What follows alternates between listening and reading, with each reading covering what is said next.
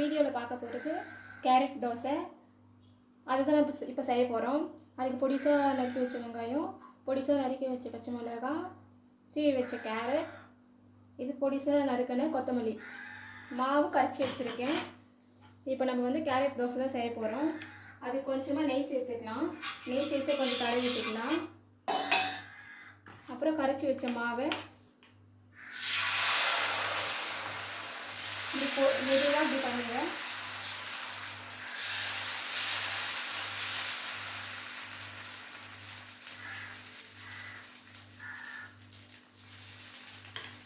அப்புறம் பொடிசாக நறுக்கி வச்ச வெங்காயம் தூவிக்கலாம்.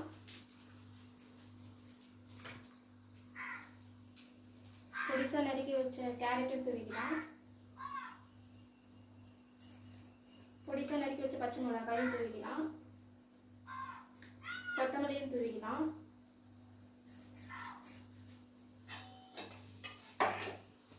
சுற்றி நெய் கொஞ்சம் சேர்த்துக்கலாம்.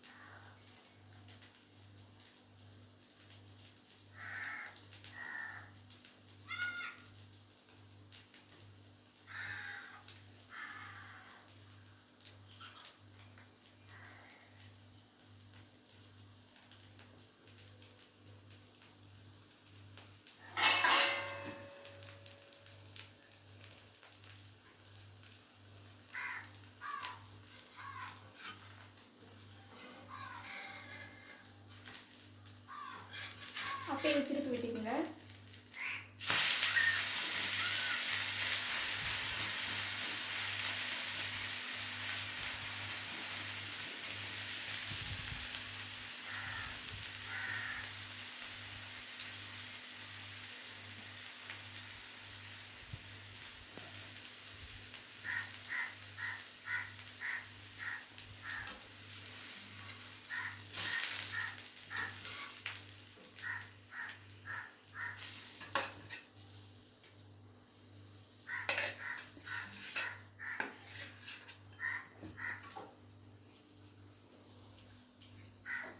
ஃப்ரெண்ட்ஸ், கேரட் தோசை உங்களுக்கு பிடிச்சிருந்தா லைக் பண்ணுங்கள். நீங்கள் ஒரு வாட்டி ட்ரை பண்ணி பாருங்கள்.